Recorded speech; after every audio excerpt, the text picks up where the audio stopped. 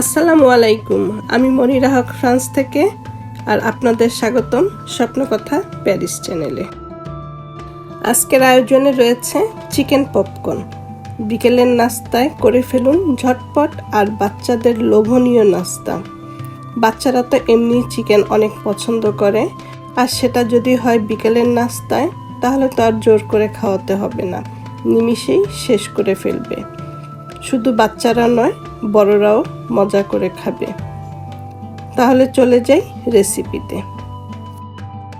এখানে আমি মুরগির হাড় ছাড়া মাংস নিয়েছি আর ছোট ছোট করে টুকরো করে নিয়েছি। এখন এই মাংসের মধ্যে দিয়ে দিব 2 টেবিল চামচ সয়া সস, আর দিয়ে দিলাম আধা চা চামচ গোলমরিচের পাউডার। এবার মেখে নিতে হবে। কোনো লবণ দিব না, কারণ সয়া সসের মধ্যেই সব আছে। ঝাল খেতে চাইলে তবে চিলি সস দিতে পারেন। সব মেখে 15 মিনিট ম্যারিনেট করে নিব।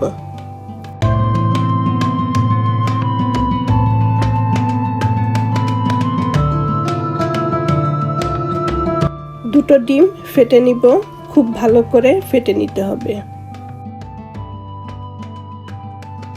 মাংসটা ম্যারিনেট করা হয়ে গেছে। এখন অন্য একটি প্লেটে ময়দা নিয়ে সবগুলো মাংস ময়দার মধ্যে মুড়িয়ে নিব। প্রতিটা মাংসের গায়ে যেন ময়দাগুলো ভালো করে লাগে।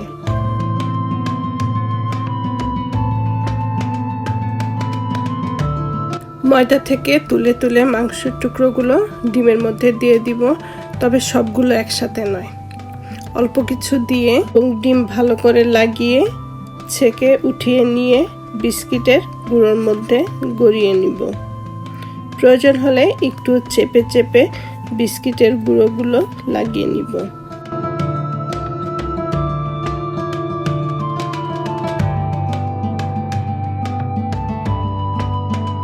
সবগুলো মাংসের টুকরোর মধ্যে বিস্কিটের গুঁড়োগুলো ভালোভাবে লাগিয়ে আরেকটি প্লেটে তুলে রাখবো।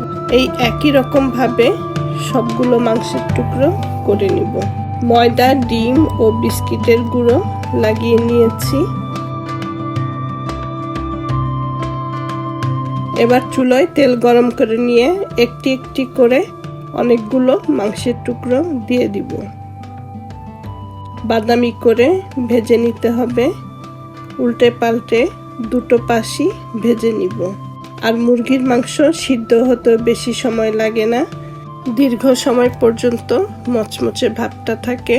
অসাধারণ মজার একটি নাস্তা চিকেন পপকর্ন। সবগুলো বাদামি করে ভেজে তুলে নিলাম। একইভাবে সবগুলো ভেজে নিব। যে কোনো সস দিয়ে খেতে পারেন বিকেলের নাস্তার জন্য। আশা করি আজকের রেসিপি আপনাদের ভালো লেগেছে, আর ভালো লাগলে অবশ্যই স্বপ্নকথা প্যারিস চ্যানেলের সাথে থাকবেন। আবারও কোনো রেসিপি নিয়ে হাজির হয়ে যাব। ভালো থাকবেন সবাই। আল্লাহ হাফেজ।